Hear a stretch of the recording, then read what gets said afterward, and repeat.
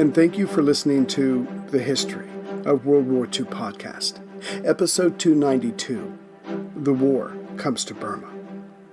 Before and after Pearl Harbor, the Japanese worked hard to control much of China's coastal territory, to choke off receiving aid from the Western world. Yet far-off Rangoon in Burma was still open, though the situation there was far from perfect. No matter, President Roosevelt wanted the Lend Lease supplies getting to China, and if they had to do so through Burma, then so be it. Yet the war and humanitarian aid was not getting through. This was confirmed just before Pearl, when Harry Hopkins, per FDR, sent a transport expert to Burma to figure out why in the hell not. Or, as FDR put it to Hopkins, who put it to Daniel Arnston, why not a goddamn thing was moving over the Burma Road. Which was a fair assessment. The docks of Rangoon were packed, dozens of trucks lined up, ready for use, and it was the same situation at Lashio, in northern Burma, at the end of the railway. From there, the 711-mile-long Burma Road to Kunming was ready to receive, besides its numerous duty stations, where bribes were expected. A concept as old as China itself. Another thing the Americans had to figure out. Per Arnstein, his later report would read, it would take 8 months to clear up the backlog. But the U.S., nor any of the other allies, had that much time. The Japanese were running wild all over Southeast Asia, while the Germans were deep in Russia, having just come to the outskirts of Moscow. Again, FDR would not let go of the idea of some 30 million Chinese troops, armed with American goods, engaging and bleeding to death the Japanese Empire. And the best part, in all honesty, was that this could all take place in China.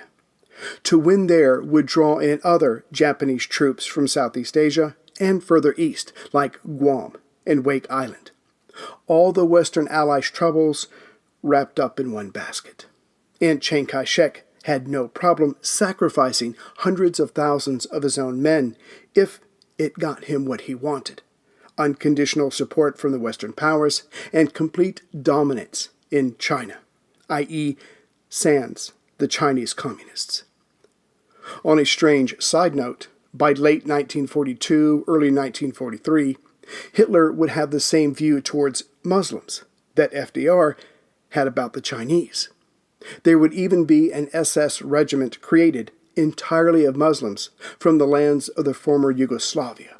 The potential was incredible, with the millions of Muslims of the world, but the tide of war had already turned by then. Though the forces of Thailand and Japan barely exchanged shots before the former declared a ceasefire and would in fact sign a promise on December 14th to commit Thai troops to the Malayan and Burma campaigns, the attack on British-ruled Burma started even before that signing, with a bombing strike on the southern airfield at Tavoy, a forward British outpost on the Kra Isthmus that connected Thailand with Malaya, roughly due west of Bangkok on December 11th.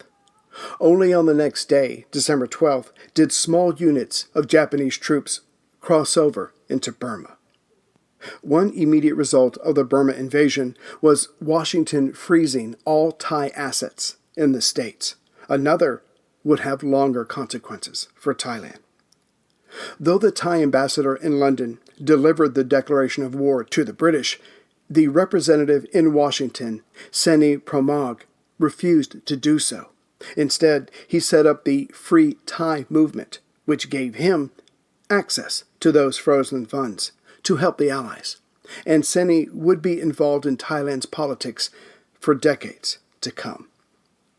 Now that the Japanese were taking Burmese territory, it must be noted that the British-led forces in Burma were practically unprepared in every way. From the rudimentary necessities like an adequate military intelligence staff to keep up to date on Japanese movements, to readying the civil defense, only established in November of 41, to take over the railroads and inland waterways, the best way to travel around, for military needs. All these were for a minimum defense of Burma, yet were left undone. And providing an umbrella over the mix of undertrained and under-equipped Burmese, British, and Indian soldiers, known as the Army in Burma, were 16 aging RAF fighters, and they were centered around Rangoon. With the British thus unprepared in Burma, again being the last on a long list of needed suppliers, it wouldn't be long until they decided to give the country up, for now. In truth, the defense of Burma was never really a British concept. Instead, they hoped its rugged terrain, disease-laden mosquitoes, and monsoon-battered lands would shield the jewel of their empire, India. But as for taking the fight to the Japanese in Burma, in terms of the air war, this was left, relatively speaking, to the Americans, in the very small form of the burgeoning AVG, or American Volunteer Group, the Flying Tigers, and the RAF pilots at Rangoon. The AVG, set up by retired Army Air Forces Colonel Claire L. Chennault, had been training specifically in Burma since the summer of 1941. The thinking went, this was safely far enough away from China. But now the enemy was coming this way, which would prove a maxim of General Joseph Stilwell's that said, air power is only as good as the ground forces protecting the airfields. If the troops are pushed aside, the planes are lost. And when the Japanese drove deeper into Burma, this wrecked Chennault's plans, as he had hoped to have his 3 squadrons of fighters act as a single unit in China. Now he felt compelled to say yes when the British requested help on December 12th.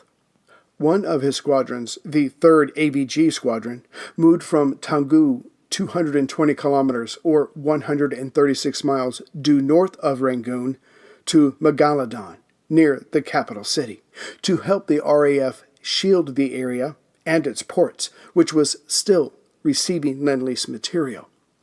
This left his first 2 squadrons to move to Kunming in China to protect the city and the Burma Road as it ended in Kunming, a tall order for so few aircraft.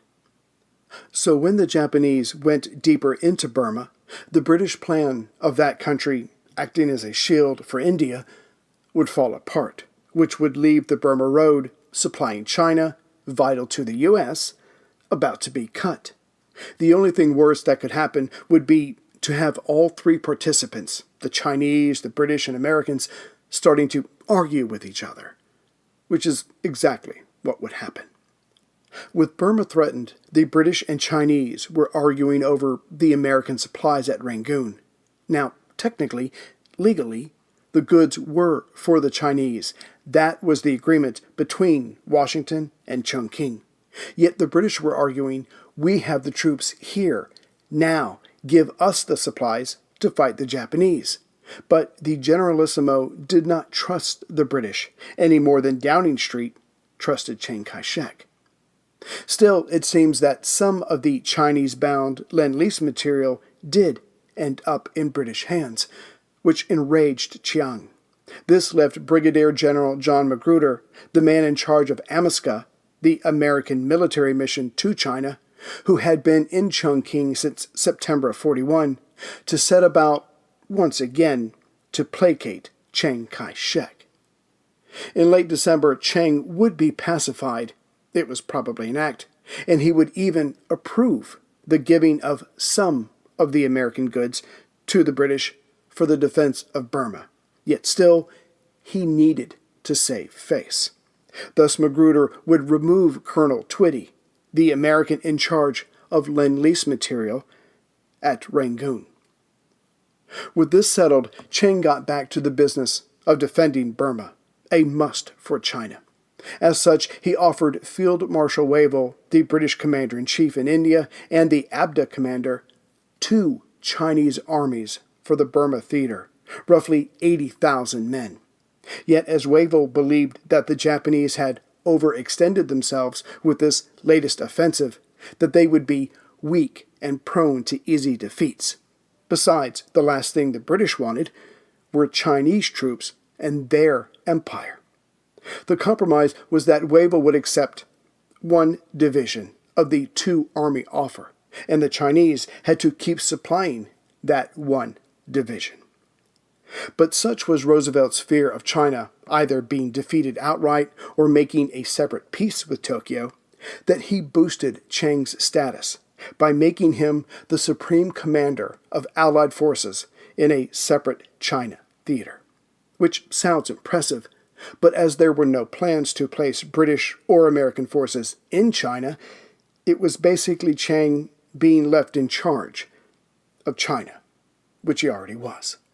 But the Generalissimo, being his normally unpredictable self, happily took the offer. But he wanted an American to head his new Allied staff. This would bring Major General Joseph W. Stilwell to China, and his dance with the elusive Chiang and his wife, Madame Chiang, would begin. As the two parties had differing goals, unity was never possible. And while they tried to outmaneuver each other, thousands would die in Burma.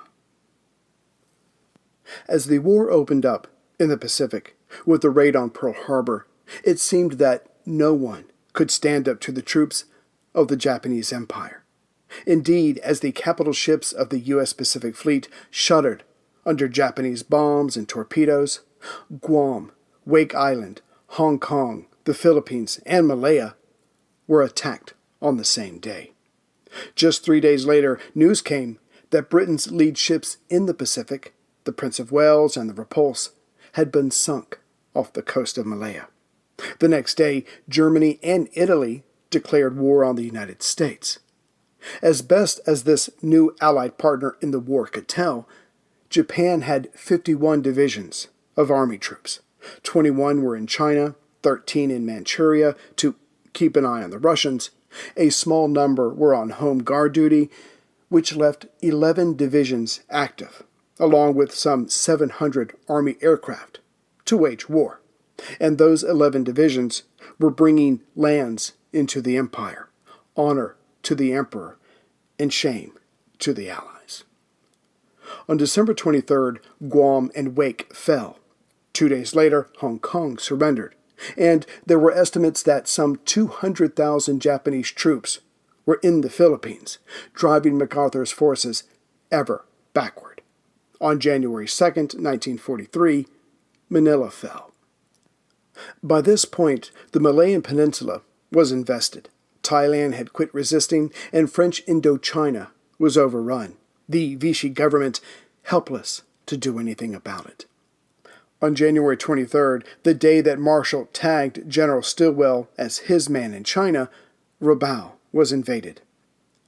With Indochina taken and Thailand joining Japan, this put Axis troops on Burma's doorstep. The war had come to Burma. When General Shigiro Ieda's 15th Army came at Burma, he had 35,000 men from the 33rd and 55th Divisions.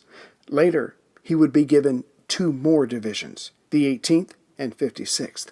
Still, on paper, the British were commanding more troops in Burma.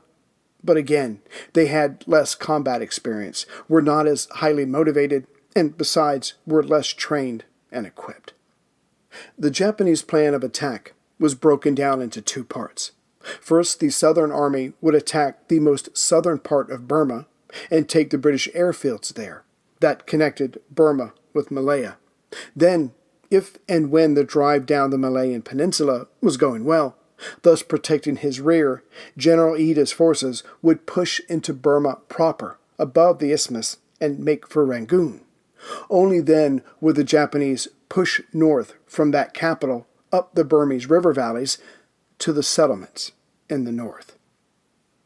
As may be remembered, there was talk on Wavell's staff of some preemptive counterstrike if the Japanese came near the Malayan Peninsula. And though that was waved away for political reasons, after the invaders landed in Thailand on December 8th, the next day, Wavell's command ordered the 2nd Burma Frontier Force to cross the border into southern Thailand. Their objective was to cut the rail line to Malaya to slow down the invasion going further south. The British-led troops marched out of Mergui, just above the narrowest point of the Kra Isthmus, which connected Thailand and Malaya. Yet they were repulsed by the ever-ready, recently landed Japanese troops. The initiative was back with the invaders.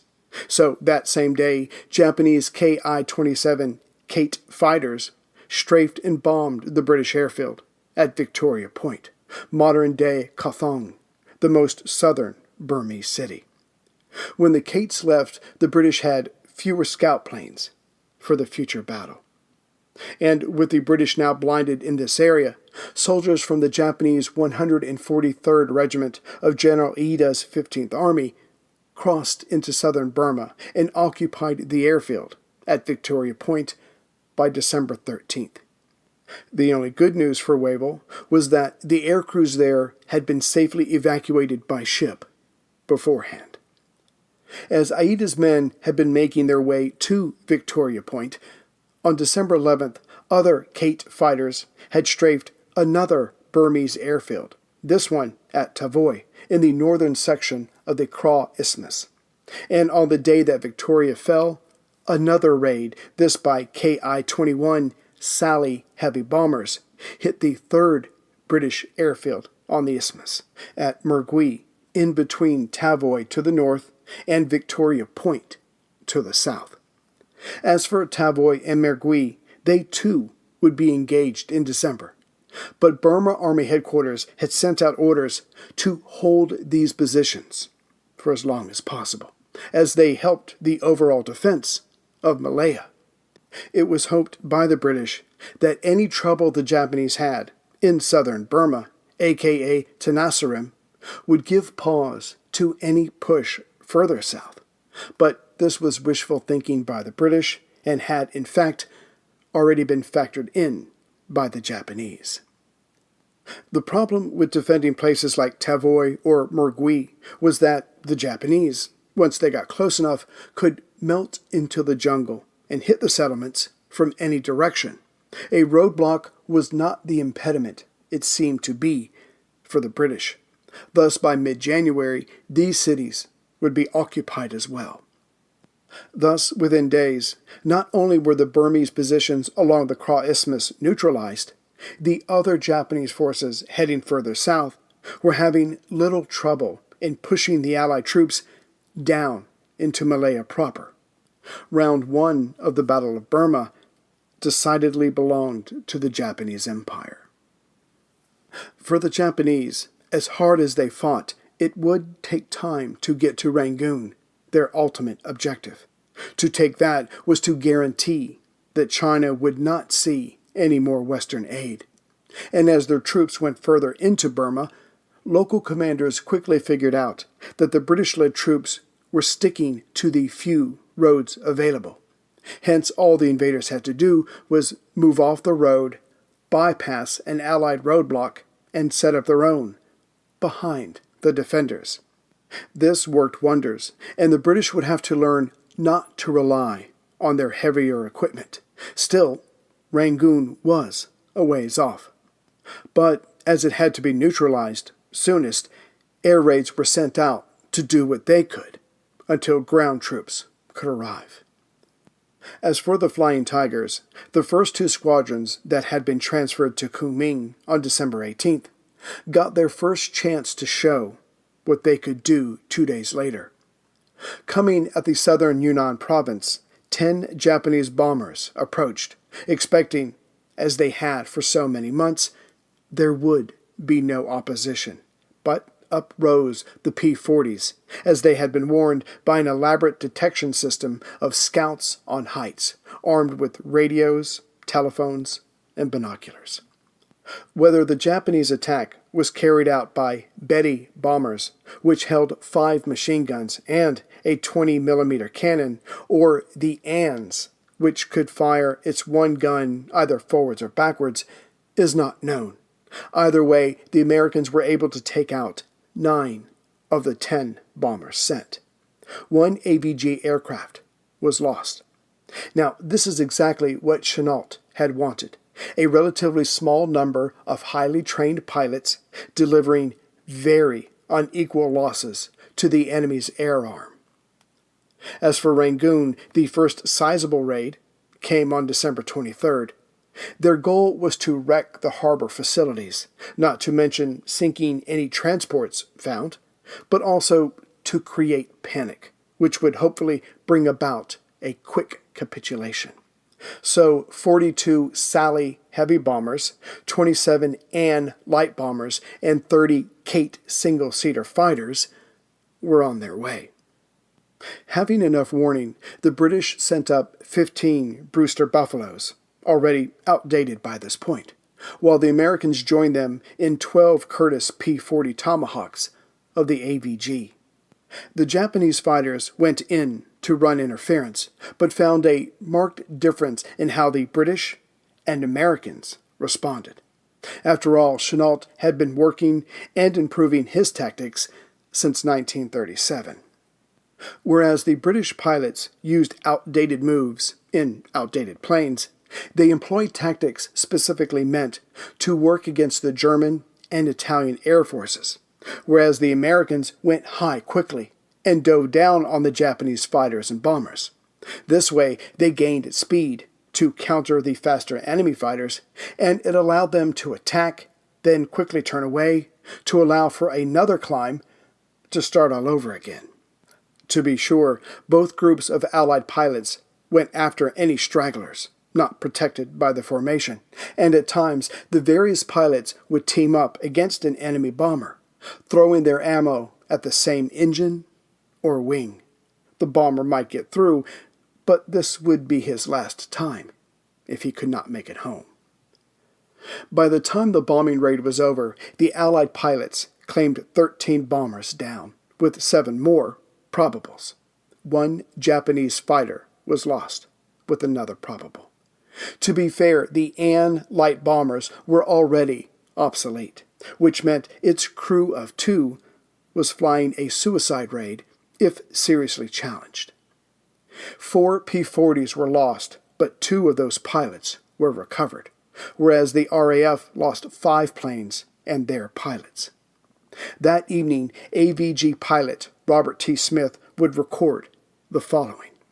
"We all climbed and dove until ammo ran out. Martin and Gilbert both shot down and killed. My plane had a few holes in it."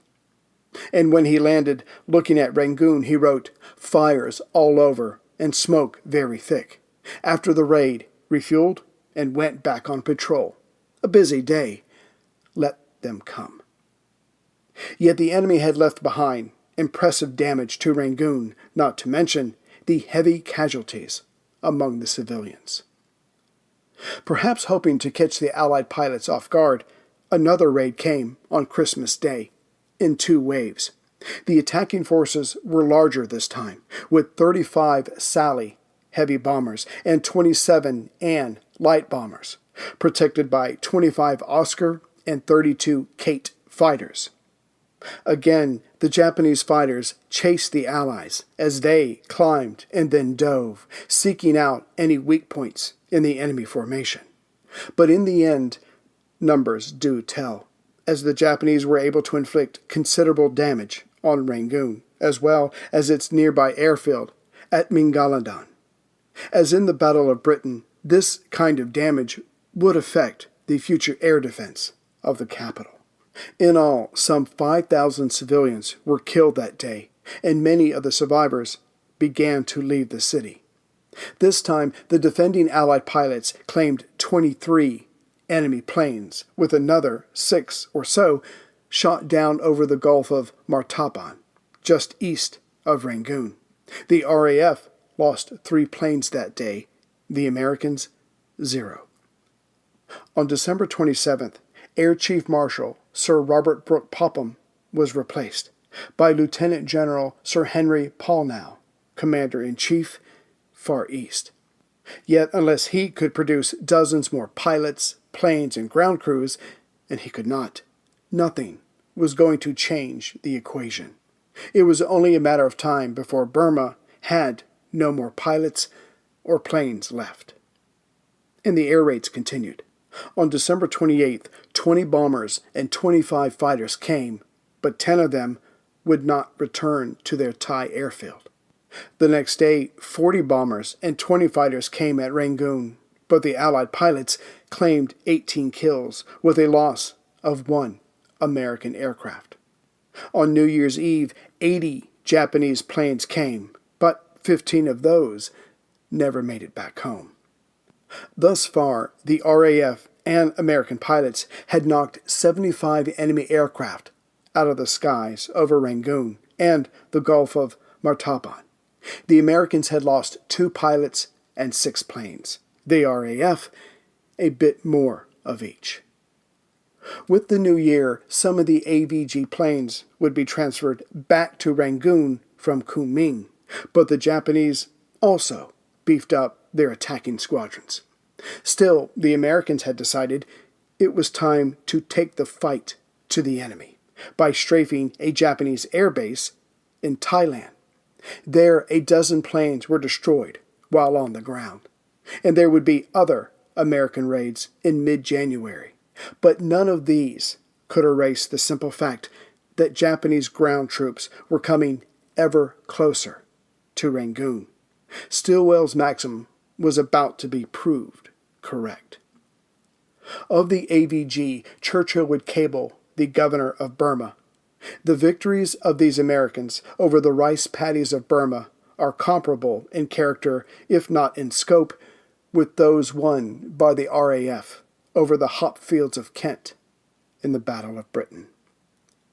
The AVG would be disbanded on July 4th, 1942, to be incorporated back into the U.S. Armed Forces. But Chennault had been right. Yet so too was Stilwell. Greetings, everyone, from Central Virginia. So, let's see, where do I start? On July 10th, it will be my 10th anniversary of doing this podcast. And yes, I left Sanity a long time ago. I will say thank you to the newest members and those who donated on the next one. I just wanted to get this out. But I would like to ask a favor for my 10th birthday of the podcast. Anyway, if you could please go to iTunes in whatever country you listen to this from and leave a review for the podcast. I would greatly appreciate it. And yes, the next episode will have the ground battle with the Japanese going into Burma, the Chinese bringing their people in, the British saying no to the Chinese and then saying yes as they're getting pushed back. So we'll get to all the ground forces on the next episode. I just wanted to set the stage here, and we'll get into that as soon as I can get the next episode out. Be safe and take care, everyone.